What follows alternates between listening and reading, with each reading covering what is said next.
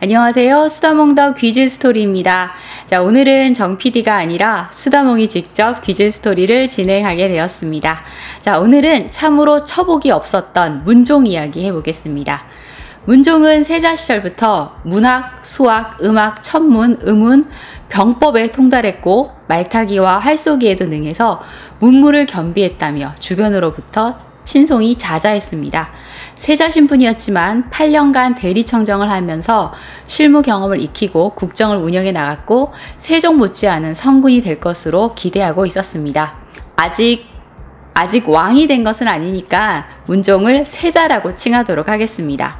1427년 세종 9년 4월 9일 세자가 처음으로 맞은 세자비는 휘빈 김씨였습니다. 휘빈 김씨는 상호군 김호문의 딸로 세자보다 연상이었고 그러다 보니 조금 더 성숙했습니다. 어린 나이에 세자빈을 맞은 세자는 이성에 대한 이해가 좀 부족했습니다. 세자비는 이런 세자를 다독이며 열심히 가르쳐서 여자를 알게 했는데 세자는 여자를 알게 되자마자 다른 궁녀를 찾게 되어 세자빈의 처소에 발길이 뜸해졌다고 합니다. 휘빈 김씨는 실록에도 외모는 안 보고 뽑았다 라고 기록될 정도로 그리 아름답지는 않았고 그래서인가요? 세자의 마음에 들지 않았나 봅니다. 문종은 세자 시절부터 미남으로 소문이 자자했는데 수염이 풍성해서 관우와 같은 풍모가 있었다고 하네요. 명나라 사신이 도대체 얼마나 미남인지 얼굴 한번 뵙고 싶습니다 라고 청할 정도였다고 합니다. 당연히 궁녀들 사이에 인기가 많았겠죠. 세자비는 시기와 질투가 많아서 세자가 다른 궁녀들과 오래 한자리에 있거나 대화를 나누는 것조차 참지 못했다고 합니다. 자신을 가까이 하지 않은 세자 때문에 답답해하던 세자비는 신복 궁녀를 불러서 어떻게 하면 좋을지 논의합니다. 궁녀는 세자가 좋아하는 궁녀의 신발 코를 잘라서 불에 태워 가루로 낸 다음 세자에게 먹이면 이 좋아하는 궁녀와 멀어진다는 그런 이야기를 해줍니다. 이 말을 듣고 세자비는 세자가 출입하는 궁녀의 가죽신 코를 베어 불에 태우고 가루로 만듭니다. 그리고 뱀이 교접할 때 흘린 전기를 받아서 몸에 지니면 세자가 돌아올 것이라고 해서 그 방법도 써보려고 했습니다. 사실 이 두 가지 다 미수에 그쳤지만 세자빈의 이런 행동은 궁궐 내에 멀리 퍼져나갔고 결국 세종의 귀에까지 들어갑니다.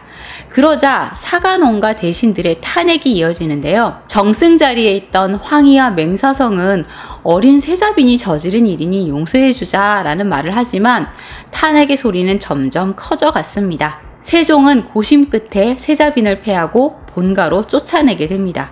그리고 세자빈의 아버지 부원군 김호문을 삭탈관직하라는 어명을 내리죠. 세자빈의 아버지 김호문은 너무나 수치스러워서 폐빈의 첩지와 파직 교지가 내려올 때까지 기다릴 수가 없었습니다. 김호문은 부인과 세자빈에게 비상약을 먹이고 자신은 칼로 자결을 했다고 합니다. 김씨가 이렇게 폐위되고 세자는 곧 새 세자빈을 맡게 되는데 세종은 외모의 중요성을 깨달아서 이번에는 아름다운 외모의 봉여의 딸을 세자빈으로 맡습니다.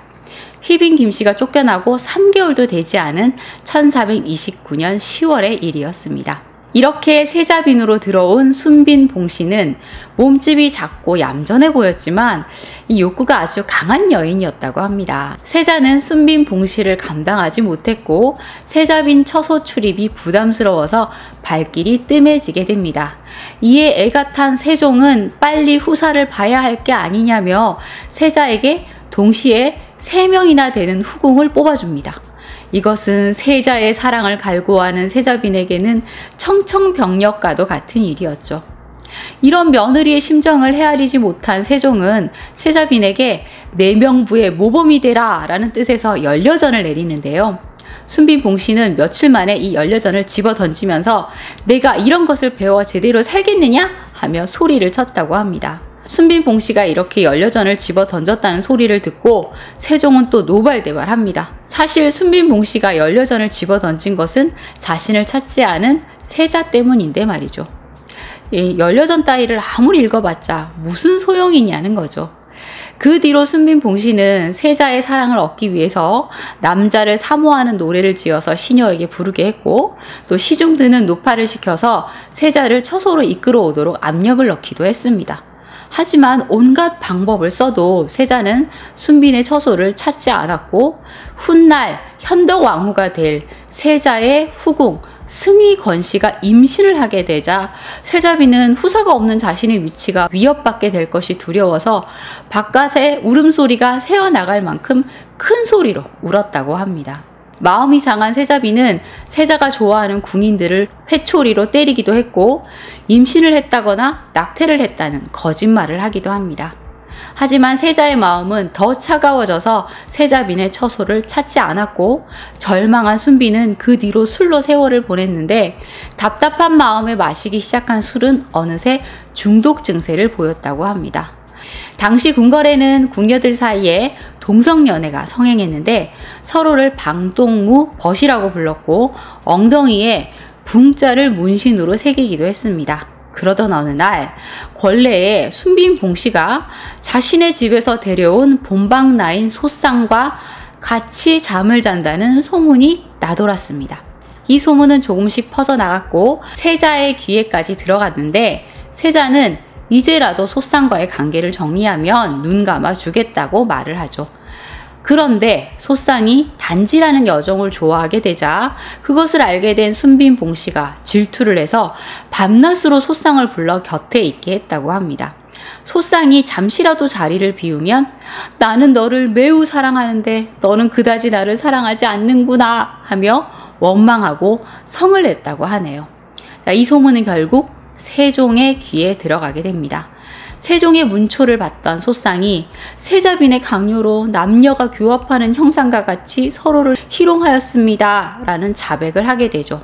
1436년 세종 18년 순빈 봉씨는 22살의 나이에 폐서인으로 궁궐에서 폐출됩니다. 순빈의 친정아버지 봉여가 폐서인되어 돌아온 딸을 죽이고 자신도 자결을 했다는 말이 있는데, 사실 딸이 폐서인되기 몇 달 전 봉여는 사망을 했기 때문에 이것은 사실이 아닌 것이지요. 딸이 폐서인되는 것을 보지 않고 먼저 사망한 것이 오히려 다행일까요? 세자는 이후 세 번째 세자빈을 맡게 되는데요. 이 이야기는 다음 시간에 현덕왕후 이야기로 이어가 보도록 하겠습니다. 자, 오늘의 이야기는 여기까지. 여러분 좋아요와 구독 잊지 마시고 오늘도 좋은 하루 되세요. 지금까지 수다몽더 귀즐스토리였습니다. 감사합니다.